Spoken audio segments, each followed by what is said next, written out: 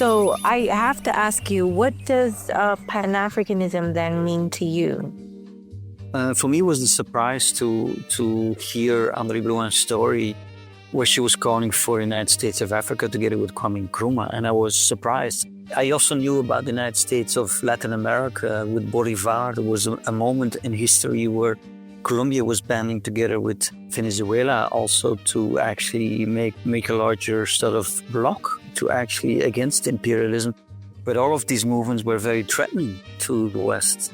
And that was for me surprising, that it was that awakening that was threatening. And that's for me what the United States of Pan-Africanism would stand for. All right, you guys, let's get into first. There is a movement promoting our stories, and many of us grew up with a strong craving for images we can relate to. Production teams, writers, creative heads have come together to tell stories, and this podcast is their voice. The themes covered are very relevant to the Black community, and anyone concerned by the social and racial injustices that are in place to stifle this voice. The Pan-African voice is not easily heard, and here we talk about our movies, that film or doc which you heard about but didn't get to see. What was the story? Where can I watch it? It now has a voice. Tune in. We walk you through these stories and interview the filmmakers. Welcome. Karibu sana. Karibu sana. And starting right on the lens. Ready, and action. Today on the Pan-African Film Podcast, we get the privilege of speaking to Johan Grimonprez, and he is a Belgian filmmaker who wrote and directed soundtrack to a coup d'etat. It is a feature documentary, and we were also able to meet with Johan here in Washington, D.C., where it was screening at a private screening by the Africa Society. So Johan, welcome to the podcast, and tell us a little bit more about yourself. So yeah, I'm Belgian, and of course... Oh, you're Belgian. Yeah, of course, it digs into the dark history. It's like the dark pages out of the history of my country, which the history of my country is for half of it intertwined with that of the Congo, of course. And so all its privileges, the way Brussels is constructed, in its layout, it's all like built with rubber money that goes back to the Congo. So there's, of course, that complicity. And, for me, it was like digging in the backyard to sort of come to terms with sort of the history of my country. And for that matter, a history that's still wiped under the carpet for a big part. For example, Patrice Lumumba is still called a communist. That story has not fully been told. Acknowledgement of the crime. There was a parliamentary commission not so long ago, 20 years ago, where they admitted that they were in the know, but they didn't admit that they were complicit. And there's recent things being published where that complicity has been proven in details. I've added some of the cables and the telegrams in the film. But still, when the royal couple went to visit Congo, we're talking about a year and a half ago, they were still discussing or doubting, would we say I'm sorry, or would we express just regret? But if you say I'm sorry, it means that you commit two crimes, so that you have to talk about reparation. And that's the big thing. There's no discussion about reparation. Although, for example, it's only a year and a half ago that the tooth of Patrice Lumumba, the gold tooth, the only thing that was a remnant still in Belgium, was repatriated, and Juliana Lumumba, the daughter, accepted it. But these things are still very recent, how my country has not come to terms with that whole history. Not fully. I see. So you're saying, as a Belgian, until the issue of reparations is addressed, you don't think it's fully coming to terms? No, it's not. It's too half-baked sort of decisions. And if you know what's going on in the Congo now, the recent sort of eruptions in the East Congo were M23, a private militia group, with the help of Kagame, Rwanda's embedded troops in that M23 private militia, have reconquered Goma, which is the border town leading up to Rwanda. And it's exactly where all the conflict minerals are located. The coltan, the lithium, that is partially the makeup of our green energy, the Tesla, the iPhone. And it's like a week and a half ago, the European Parliament in Brussels is approving and sending weapons to Kagame, the leader of Rwanda, actually sustaining that sort of occupation of East Congo, where friends of mine, Malia Mungo is a Congolese filmmaker. Her uncle died in that eruption, and M23 is directly responsible for rape as a tool of war to empty the villages to get at the conflict minerals. And now they've sort of called out that Goma and Bukavu, and you have to know Bukavu is where Denis Mukwege, whose statistics are mentioned at the end of the film after the iPhone commercial, that he already sort of treated 80,000 plus raped women. That these are the women that actually made it to the hospital, but that hospital is now in the hands of the M23, directly responsible for the rape of these women. So these things are even like not addressed even in Belgium. Or it's a couple of journalists that open it up, but still, you know, the European Parliament is approving this, so of backing it up. So for me, this is all crucial things that should actually be addressed. Yeah, it was interesting how you kind of put the pieces together, you know, with the backdrop of the beautiful jazz performances and just kind of the storyline that you presented. Was that like a narrative that you kind of scripted beforehand and then you found the various footage to put it together? Or was it vice versa? I would say it's more or less, if you sort of study history, that history offered itself, where I could not but, through my research, find that music was very much a protagonist. You know, the music is not just a soundtrack, it's a soundtrack to Coup d'etat. So the music is very much a political agent and very much a historical agent. That tracing that history, you know, from in the 50s within the independence of the Congo, and then leading up what's going on with sort of the plotting and the overthrow of Patrice Lumumba, that exactly happened when they sent Louis Armstrong to the Congo. You know, I could not but sort of see all the layering that was happening and reveal it in the film. So I very much made music as a protagonist of this film. But it was not just something I invented. It was more how, you know, really listening to history, that's what it offers itself. And then you cannot follow through. It's like, you know, when a novelist writes his sort of concocts and invents his actors, then he puts the actors in certain sort of situations where that particular actor cannot just but react in a way that you put them to confrontations that a novelist would say, you know, it's at one point the characters that start writing the script and the story. And it was very much for me the same, you know. For example, Patrice Lumumba, when he was in prison and was released, unanimously claimed by all the political Congolese parties in Brussels at the round table. And then he arrived 25th of January. A couple of days later, independence was claimed. And he was accompanied by Joseph Kabasele and African Jazz and Dr. Nico. And on the spot in Brussels in the Plaza Hotel, they were composing Independence Cha-Cha. And so you see that the politics was always accompanied by the music. And that Independence Cha-Cha anthem became very popular all over the continent of Africa, so much so that in Rhodesia, it became the name for the liberation movement, which then became Zimbabwe. In Zambia, of course, Rhodesia was much bigger, but it was a very important sort of anthem that made it all across the continent. Or when Patrice Lumumba is actually still a beer sales agent, he actually goes around from bar to bar in the Cité, and he's hiring Rockamambo, and with the music it becomes very popular, where he actually is calling for independence.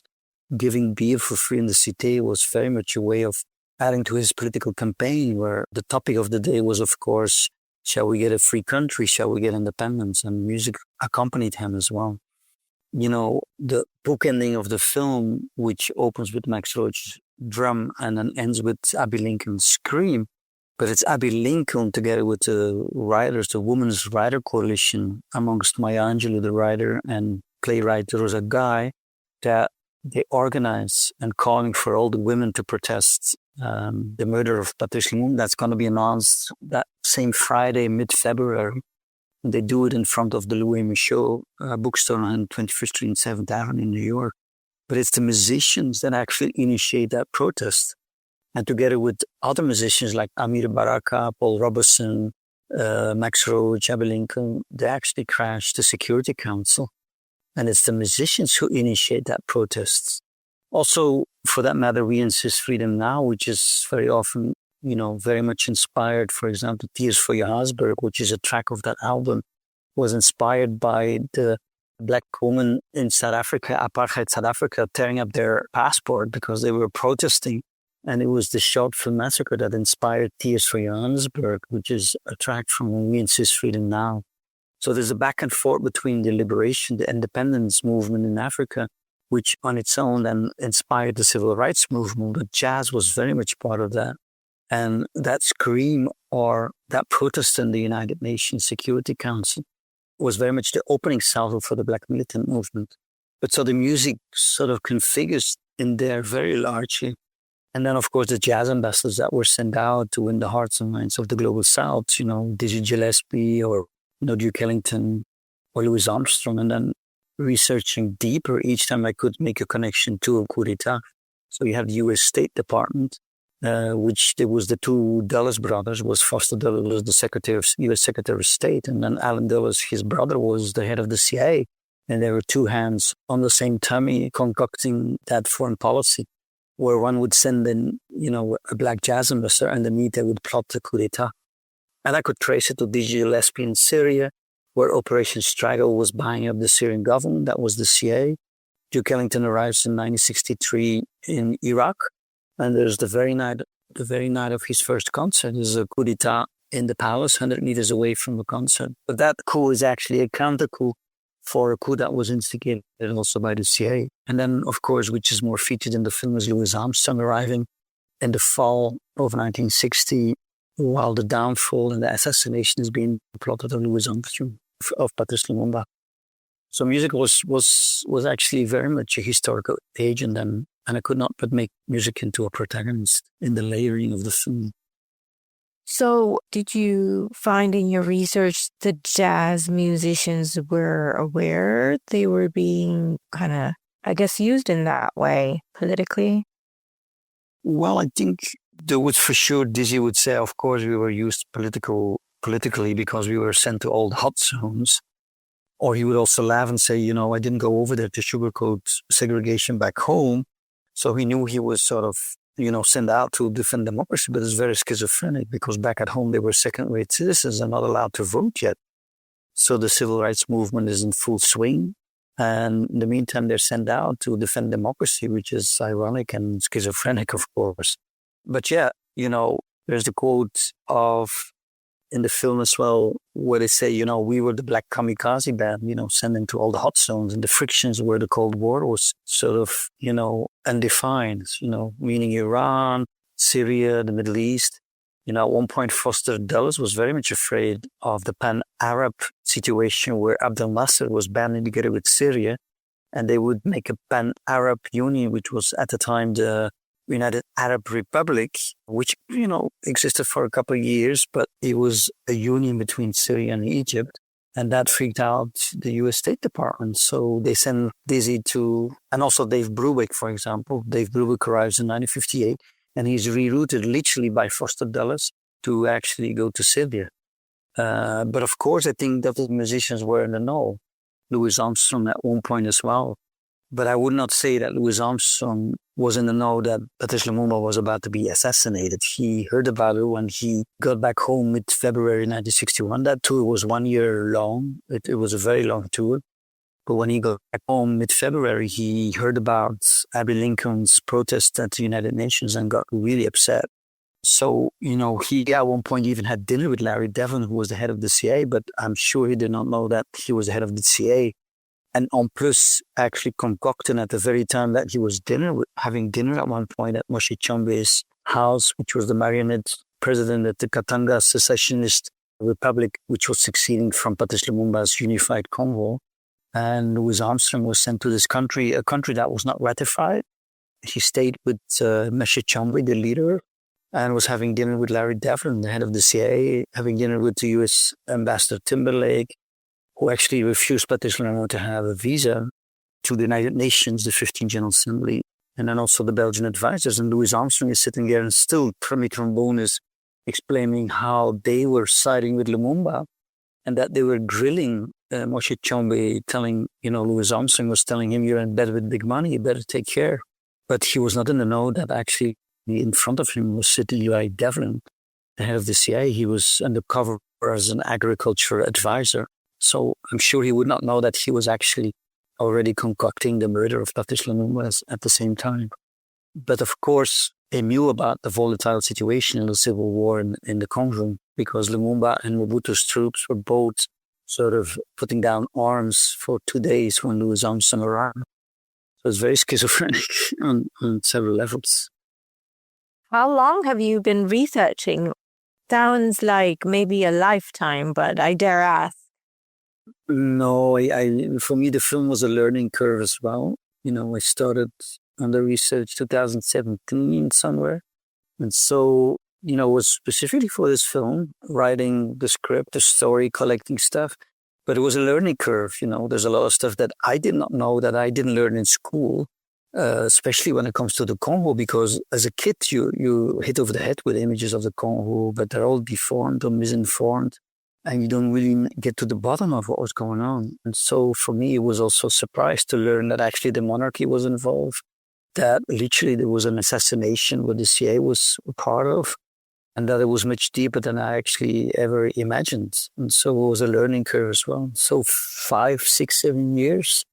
The editing took 4 years, but the writing and the construction of the film and the story happens very much in the editing.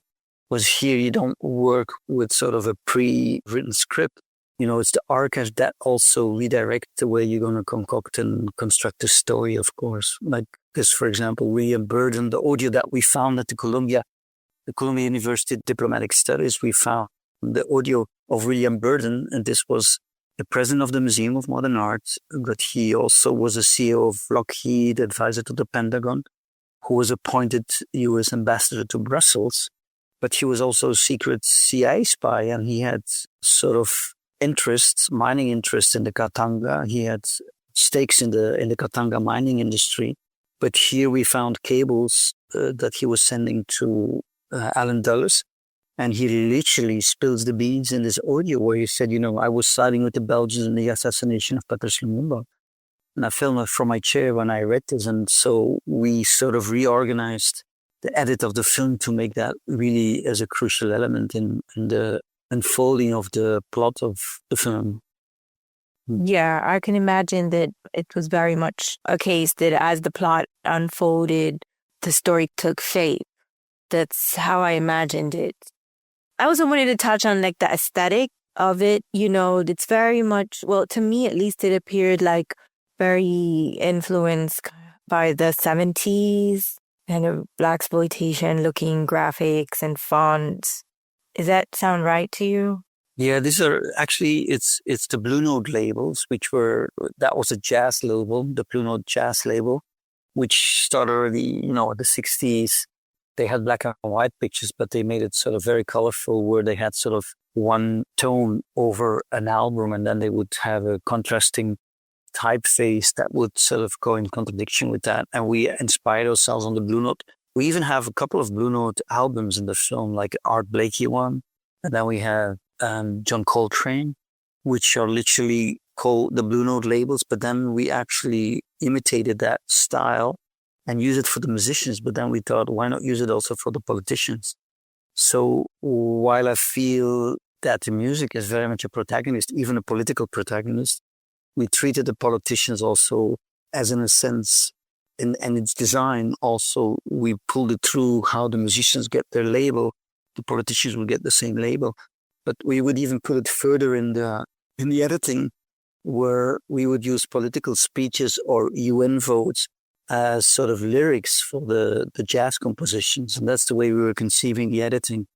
If, say, the music sort of steps on the political stage, we would treat the politicians as lead singers to the jazz composition. So there was a back and forth in the editing. And that fit very well in the layering, in essence. Yes, that part worked very well. I felt there was just holding the intensity throughout, even though it seems, how do you make a documentary last that long? It's essentially a political documentary, right? Or it's all of the above. It's also music. Like a whole 2-hour music video as well. Also, So I wouldn't exclude, I like this sort of crossing over of genres where it's sort of a thriller, but at the same time, it's a music video. It's what Hitchcock would do, like, for example, North by Northwest is a thriller, but it's disguised as a comedy. And this is a typical James Bond genre, avant la lettre. It's Hitchcock who set for that genre by mixing genres, like mixing comedy with thriller. And here it's very similar. We would sort of clash genres, but it would still have that thriller element. And of course, it starts off funny and sort of very entertaining, but then it gets more and more serious. And so the thriller element takes over. And it's similar to The Birds, for example, of Hitchcock. It starts off as a comedy, but it ends as a thriller and becomes more and more like a horror movie instead of a comedy, like a romantic comedy. The Birds starts off like sort of, in essence, about a couple. Norben Oost as well. It's like the love interest is prevented to get together because of the political backdrop. But I like where you have this clash of genres that it's not either one or the other. It's political, but it's also entertaining. So it's political, but it's also music. And I feel that's so much more effective because in reality, very often life is very contradictory and there's all these juxtapositions. Even when you can sometimes be sad and at the same time, like at a funeral, you can be so sad and still laugh and have fun because you're together with people. And still the severity of life is seeping underneath, but all these contradictions exist in life as well. And so for me, it was not like one against the other, was sort of, stacking things. For example, a big one is for me, the whole 15th General Assembly, which of course we zoom in on that sort of thriller story of the assassination of Patrice Lumumba. But it's set against the backdrop where Nikita Khrushchev is inviting all world leaders to come to the United Nations 15th General Assembly. And all these non-aligned leaders are there. We have Jawaharlal Nehru, Abdel Nasser, Fidel Castro's first speech. You have Sukarno, you have Kwame Nkrumah, Sékou Touré. But the big absentee is actually Patrice Lumumba. He was refused a visa. And then this 15th General Assembly was so important because 16 African countries, including the Congo, are admitted to the United Nations. But it causes a huge political earthquake where, for the first time, the global South, the Afro-Asian bloc, gains the majority. And that's very threatening for both East and West. And so this is the context of that whole story, where Patrice Lumumba becomes the ground zero of how the West is about to deal with this global South awakening and this independence movement. For me, it's not a post-colonial move. It's a neo-colonial grab by the West, how they're going to deal with the resources and refusing the global South and their awakening. But at the same time, this is what's happening in the 15th General Assembly. And it causes an earthquake where, it was called the Year of Africa. And it really changed the outlook. And then Nikita Khrushchev is proposing the decolonization resolution while the United States is sending arm twisters to buy up the votes of African countries, for example. So all these backdrops are layering in the way where music is part of it, but also the global story is very much a part of it. And it's not that it was so much part of that time. You have the overthrow of Patrice Lumumba and then Desiré Mobutu grabbing power 14th of September. 1 week later, the United Nations General Assembly top starts, and very much the Congo crisis is the center dialogue and discussion in the 15th General Assembly. So all of that for me made sense to make that juxtaposition and the layering in a way to have a deeper story and make connections through the layering. Well, the music is part of that as well because it's also Abe Lincoln crashing the United Nations. So it leads up to opening up the United Nations as a backdrop for what's the ground zero is, that assassination. But then the whole scream at the end of the film was sort of a conclusion, which still happens in the United Nations. And so for me, it was obvious to sort of make that sort of grander structure to the 15th General Assembly, which is the backbone of the film as well.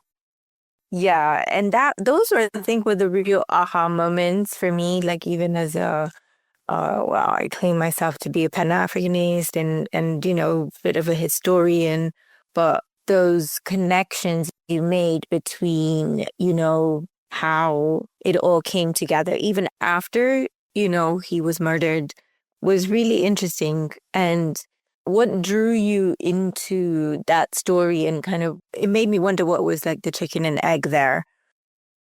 there was also some stories that were never told. For example, the story of André Blouin. I found reference to her as a prostitute or, the most outspoken woman. The intelligence called her the most dangerous woman of the continent of Africa, but she was a Pan-African rebel and very outspoken. And so they put her on a death list. But her story was written out of history because she was a woman and very outspoken.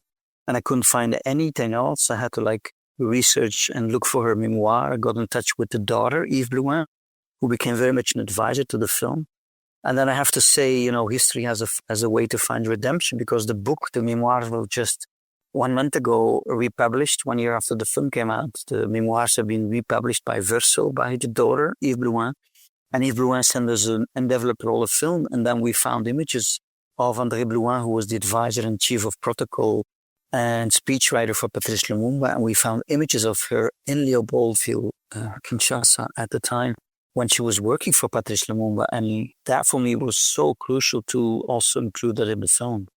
And her story has never been told before. It's as if she's written back into history. And it's such an interesting sort of story in the way she was also advocating with Kwame Nkrumah. She was a mixed-race kid, so she was kidnapped. They were not allowed to be with their parents, so she was put in an orphanage in Brazzaville. And when she was 16, she ran away. Made it to Guinea, became the advisor to, or worked with Sékou Touré, the first leader of Guinea. And then through Sékou Touré got to know Kwame Nkrumah, the first independent leader of Ghana. But he very much was arguing for the United States of Africa. And so in 1958, he was already creating a union with Sékou Touré and Guinea, where that was the beginning of the African Union for the United States of Africa. And so when it comes to sort of the women movement in Africa, André Blouin, through Kwame Nkrumah, was also arguing for the United States of Africa. And then Patrice Lumumba was because she was invited by Kwame Nkrumah, who was sort of the advisor to Patrice Lumumba, a bit his mentor.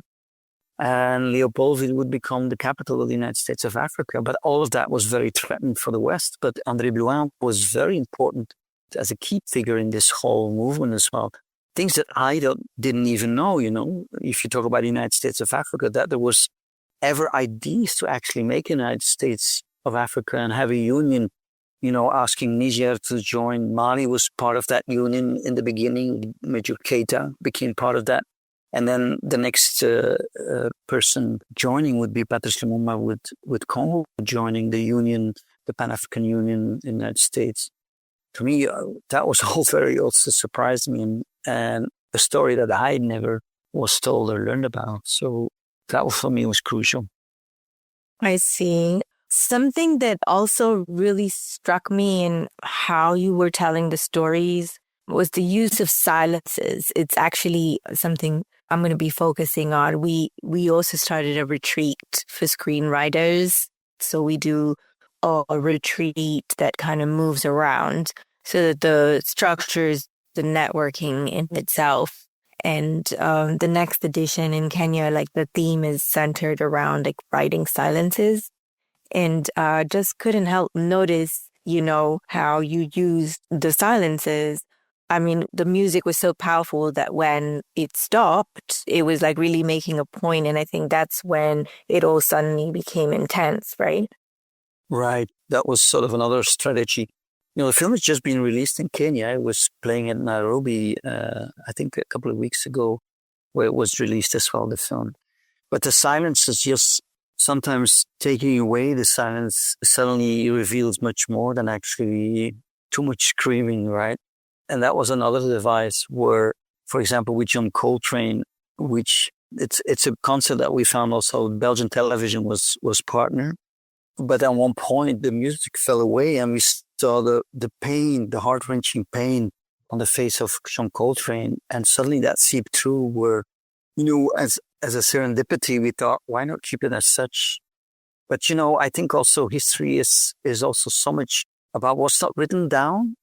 History is also about silences, that if you want to rewrite history, it's also about what has not been recorded, all the pain and the trauma that's not been recorded or that's been sort of pushed away.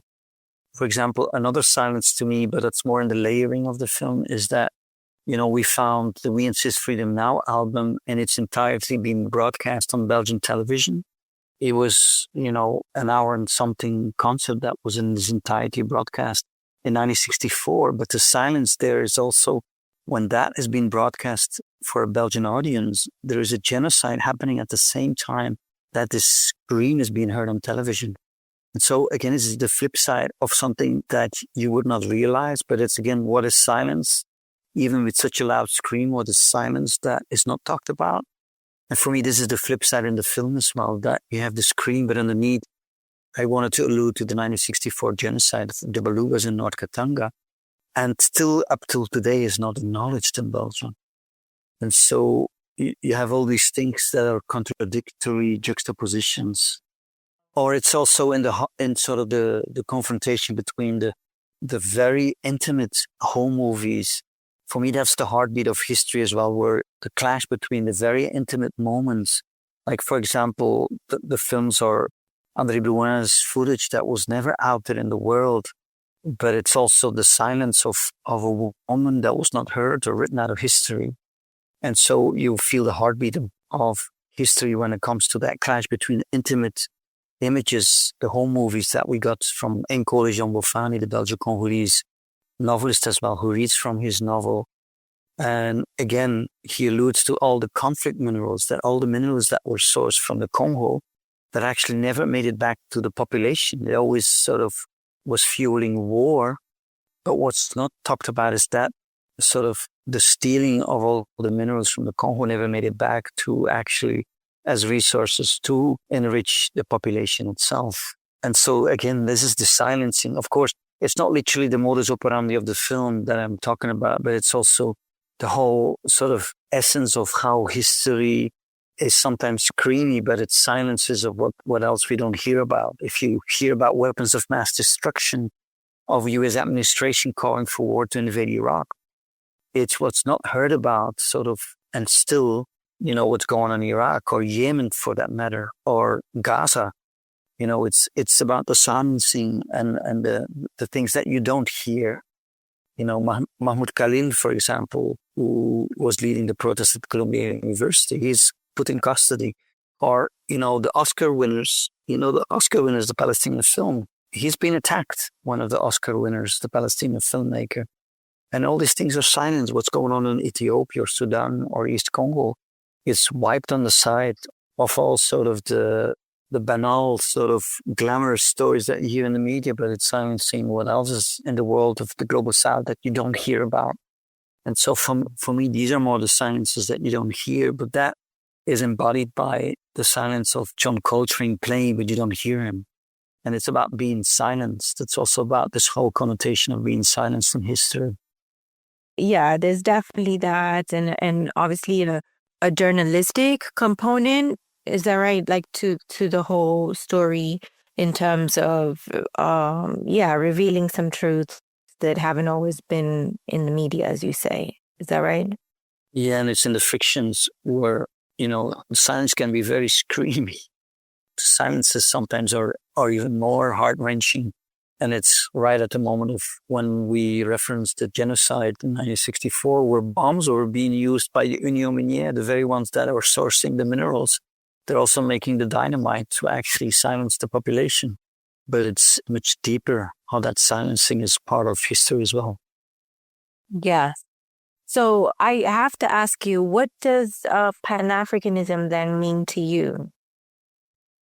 For me, it was a surprise to hear André Blouin's story where she was calling for the United States of Africa together with Kwame Nkrumah. And I was surprised. I also knew about the United States of Latin America with Bolivar. There was a moment in history where Colombia was banding together with Venezuela also to actually make a larger sort of bloc to actually against imperialism. But all of these movements were very threatening to the West. And that was for me surprising, that it was that awakening that was threatening. And that's for me what United States of Pan-Africanism would stand for. Of course, there's much more to it. Like finding that the rumba was actually sourced from Cuba, and I was just in Cuba, but the fourth or fifth generation Congolese that actually in the transatlantic passage made it to Cuba were important for the conga music evolution in Cuba. And then leading up to the cha-cha, then made it back through the Pan-African roots of trade between Havana and Leopoldville that actually made that the rumba came about in Congo. But there's that Pan-African connection as well. But it's also Abbey Lincoln, inspired by Sharpeville and the Tears for Johannesburg that actually inspires the civil rights movement. That's also a Pan-African connection. But sort of see that connection while working through that film. Okay, so it was like a notion that, I guess how deep it ran was you weren't familiar with until you embarked on this project. Is that right? Exactly. Yeah, exactly. Okay. There was a lot of stuff that I did not know myself. And I could not but include that because, that was so obvious that was there, that she was labeled, André Blouin, as a Pan-Africanist rebel, but hence she was also labeled the most dangerous woman in Africa by the Belgian intelligence. And, by the way, we were trying to source those documents, which I know they exist because there's a chapter in the memoirs of Black Passionarias, the memoirs of André Blouin, that were republished. There's one chapter where she meets Patrice Lumumba for the first time. And he puts on the table documents that were from the Belgian intelligence where they calling for the murder of Patrice Lumumba. But subsequently, a little bit later in those documents, it says, André Blouin should undergo the same fate. And I know those documents existed because Patrice Lumumba got a hold of them. And when we were trying to find them in Belgium and asked the Belgian intelligence, because we're 60 years later, they said, oh, yeah, we found them. You can come pick them up, but it was covered. And then when we asked them, can we come get them? They were all mysteriously sort of disappeared. And so still today, it's not allowed to talk about it in Belgium. It's wiped under the carpet. It's still dangerous to know that there was a death list. I always thought murder is the prerogative of the CIA, but Belgium also had a death list and we're not allowed to talk about it. You see, anno 2025. And it's because she is standing as a Pan-African rebel. They didn't say she's the most dangerous woman of Congo. They said she's the most dangerous woman of the continent of Africa. So there was something to it that had to do with that Pan-African threat. And imagine if there would be United States of Africa, it would be devastating. It would be a devastating blow economically for the West. And it's still the same companies. After the Parliamentary Commission in 2004, Union Minière, so the Union Minière de Haute-Katanga was a company that was a private property by Leopold II, the second king of Belgium. And that sort of changed names because then it was privatized. But then it still exists, but it changed names after the Parliamentary Commission into the assassination of Patrice Lumumba in 2004. They changed name into Umicore, and still the same companies that hold the hand over Kagame. They're still involved in the Congo. They're still sucking the country dry. So that hasn't changed. So what I also wanted to, it's mainly encourage Mofani when he takes the trajectory all the way up to today, that actually this film is also the ground zero of what's going on today. And that's why I include the Tesla and the iPhone, that I wanted to allude that that film is not a nostalgic trap, that actually those same things are still going on today. Those have been recently connected through, I think there's a court case filed by, I think the attorney is British, but it's filed by the government of Congo against some of those U.S. companies. And can you help me make that connection? So obviously the initial imperialists in that region was Belgium, your home country. And so is it just the global geopolitical scenario at the time where there was an allegiance, or the NATO, I guess, pact with the U.S. in terms of how Eisenhower's CIA just got so much more heavily involved? Well, Eisenhower was very much a Cold Warrior, and he was afraid that NATO would sort of fail against the communist bloc, and that was for him a priority. But he was siding with the NATO countries against the colonial powers. With the colonial powers against the global South. So he would side with France or Britain. And also in the votes, they would abstain. For example, the decolonization vote, they would abstain because Eisenhower would side with the colonial powers against the global South.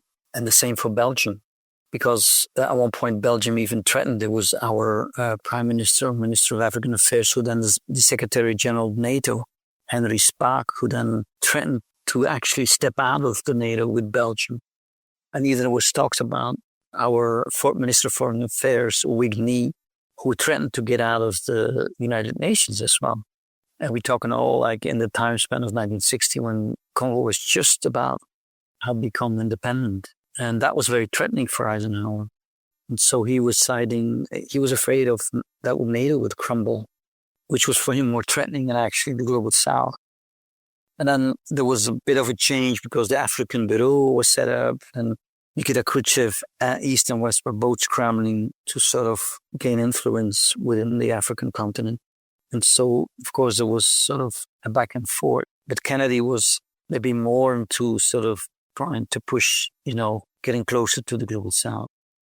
I think for me, it was also fascinating how you got those interviews with the actual mercenaries, just connecting the dots. Yeah, those mercenaries were celebrated on mainstream television because they were so-called fighting communism, which was a complete lie. Belgium was labeling Patrice Lumumba as a communist because they would sort of get the United States and the CIA on their side. But that was a complete fabrication. And of course, they were playing East and West. Kwame Nkrumah was playing East and West. Abdel Nasser from Egypt was playing East and West. But, literally, Patrice Lumumba says in the beginning of the film, I'm not a communist. I have to laugh at that. I'm, first of all, an African who stand up for my own rights, for the riches also flowing back to the population. And it's what Malcolm X at the very end of the film says, it's not Marxism or socialism or communism they're afraid of. It's Africanism. It's people standing up for their own rights. And actually, if you would have a United States of Africa, of course it would flow back, the riches would flow back to the population. It's what Kwame Nkrumah says, Africa's not poor. It's the Africans who are poor. And how can that be? It's because the continent is sucked dry. And that was what at stake, it was not sort of communism was an alibi to get at the riches. I just wanted to bring it back and just kind of hear a little more from you on just the actual documentary, like how expensive was all this research? You said over 7 years, right? How and where are you in kind of the distribution path and journey? Where can our audience watch your film? You said it's in Kenya. Where else is it showing? Those kind of details. Yeah, 9th of April it was going to be shown at the André Blouin house in Kinshasa. There's Congolese who took the film to Kinshasa and showed it at the André Blouin house. This is Kambale Musavuli, who's running the André Blouin house. But also going to be shown in South Africa because with Vijay Prashad, which is a Tricontinental Institute, is organizing a couple of events in South Africa. But there is a Moroccan distributor for the continent of Africa.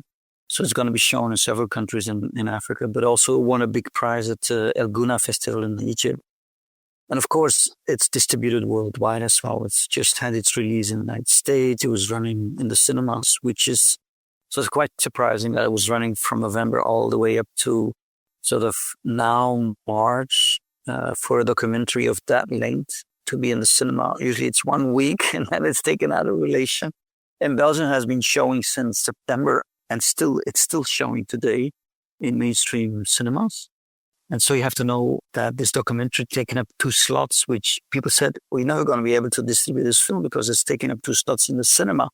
So for a documentary, that's really a no-no, but it crossed over to a bigger audience. So I was just in New York like a month ago. We showed it at the Missile Center in Harlem as well, which for me was a bit of a homecoming because that's very close to Hotel Teresa as well. And it was a very lively discussion. Again, we did that already 10 months ago where, Kambale Musavuli, the André Blouin scholar was there, some jazz scholars, but also the sons and daughters of Mac Roach, Akra Shep, the son of Artie Shep was there. It was a very lively discussion, but also like just a couple of weeks ago, they had to turn people away because it was sold out at the Missile Center.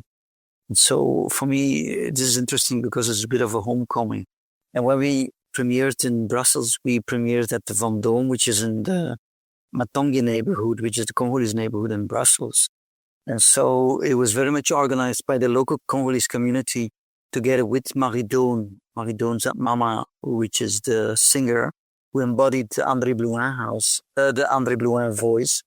and she lives opposite the Van Doon cinema. She actually, her dad was Belgian, but her mother was Congolese, but her dad got killed in East Congo in the 60s, and she had to flee with her mom to Brussels, but she became a big pop icon in Brussels, and she embodied the voice. But when she recorded the voice of André Blouin, she just got back home from the city of Joy, which is in East Congo, the raped woman, where she was actually giving a music workshop. She just got home from there when she recorded the voice of André Blouin. She was part of the debate after the premiere in Matonge, together with Nkole Jean-Bofani as well, the writer, and his family was there. So it was very much a bit of a homecoming as well within Brussels itself for the Congolese community. But yeah, it's been distributed in many, many countries. It's just released in Spain, Australia, Canada just released it. Italy is just being released. So there's many countries. So I never thought that actually would cross over, despite its sort of very experimental, exploratory layering of the film, which actually just made that actually crossed over to a bigger audience because of its experimentation with the music and the layering. So for me, that was a surprise that even went so far to have an Oscar nomination, which for me was quite a surprise. So it sort of plays in all these niches, but it also plays at the same time mainstream. So it does sort of play in all these different venues. Right. Definitely very artistic. So congratulations. What out of all of these accolades and achievements that it's brought you, like, what is the most gratifying for you? Like, what is the most rewarding? Well, the Harlem screening a couple of weeks ago, together with, this is Rosa Marie Mili, who's the one who interviewed Fidel Castro and Malcolm X when they met at the Hotel Teresa, who was there, gave a very lively discussion and calling for political action. There was the Friends of the Congo with the Focus Project, who actually very much also an activist sort of project to help the people in what's going on now in Goma. And then Maliga Mungu, who's a Congolese filmmaker, who was also present during the debate. It was a very lively 2-hour discussion after the film. The film is 2 hours and a half, but still we had a 2-hour dialogue and debate in Harlem about all the issues. So for me, that feels really like a homecoming, and I feel like the film really has an echo. Then I thought, wow, this is sort of surprising that actually it does have an echo. And like, for example, now that it's going to be shown at the Africa Society in Washington, where, you know, Viviane is trying to get a lot of the African ambassadors to go watch the film and see the film. For me, that's very gratifying that actually it does also has an echo, not only in Belgium, but also across the African continent. Yeah, it's great. So congratulations. And then I just wanted to give you some space to share like any websites or links where you want to direct the audience. I don't know if you use social media or anything like that, but. Well, I have a website. It's my name, johangrimonprez.be, with BE is in Belgium. And you can download, it's a Creative Commons where you can download other films of mine as well. There's one film that is not on there, which is Shadow World, but that's on streaming venues. Shadow World is actually a very similar story, but it digs into it explores and sort of displays how war has been privatized. It's an exploration into the global arms trade together with Andrew Feinstein. Andrew Feinstein published a book called Shadow World Inside the Global Arms Trade. And it blows open how actually, you know, the war defense industry is very much sort of dictating foreign policy where war is privatized, pushing for war to make more profit.